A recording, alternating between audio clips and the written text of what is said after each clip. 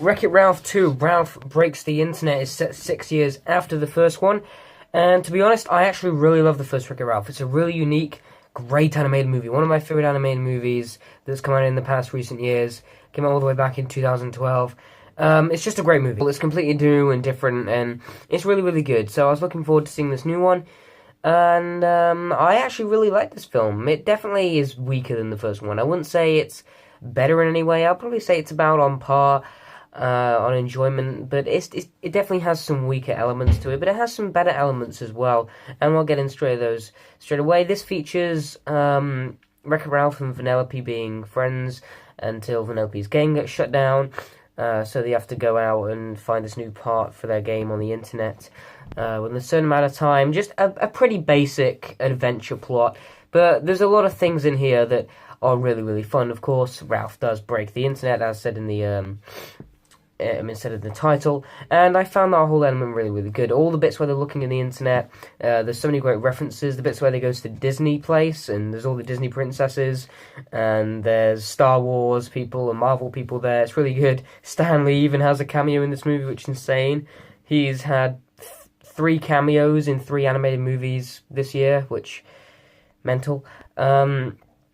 But yeah, I really enjoyed all of that stuff, them going to different websites and stuff. I like the representation of the internet in this movie, and it sort of added some layers to some of the meanings and some of the messages that weren't put in your face. They were just very, very subtle, and I liked that. It also had some enjoyment for older people as well. So this film isn't just targeted at kids, and I think that's the best thing with animated movies. They've got to be targeted for everyone. Only because they're animated doesn't mean they have to be targeted at children, and especially if they're a Disney film.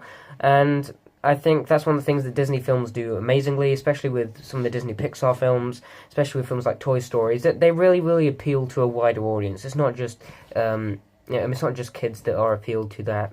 And I think this movie does a good job. It has some good action sequences, some amazing car chase sequences as well when they're in the, I can't remember what the game was called, but they were in like this racing game they went into, and there's a great car chase in there. The film, of course, looks visually stunning. The animation is top of the notch.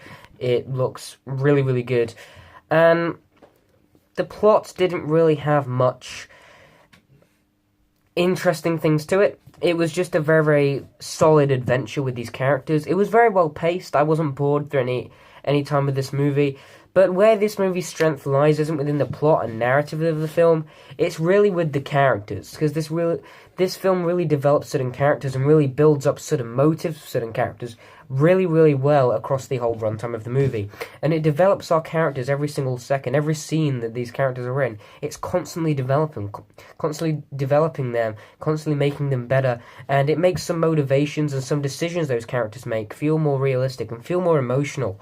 And you can sort of understand why they're doing what they're doing, and it really does develop the two main characters very, very well. Some of the characters that were quite main in the first one were quite sidelined in this one, I thought.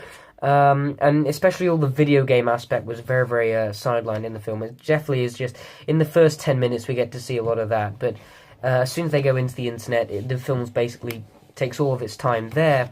And I didn't mind that. Some of the stuff where he's trying to make money to pay for this part, I thought was really, really funny. The film has some solid comedy. It's not as funny as the first one. It definitely has some good references. Every time I saw a stormtrooper, it was amazing.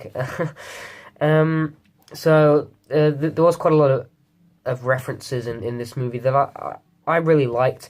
And as animated movies go, I think this is one of the strong ones of the year. This has been a really strong year for animated movies. Incredibles 2, Spider-Man Into the Spider-Verse, Teen Titans Goes to the Movies wasn't great, but it was really surprising to me how good it was. And I really like this movie. This is a great animated film. And if you're a fan of the first one, don't expect this movie to be better in any way, but still expect something pretty good, because it is definitely a good movie. It's definitely worth seeing. Again, for issues with the film, it just doesn't really do anything new. It does warrant its existence. I'm glad that a sequel to Wreck-It Ralph exists, and I'll be happy to see more Wreck-It Ralph films in the future. I'm going to give Ralph Breaks the Internet an A-. I'm also going to give this movie an 8 out of 10. Comment your opinions down below, and of course, thank you for watching. Goodbye.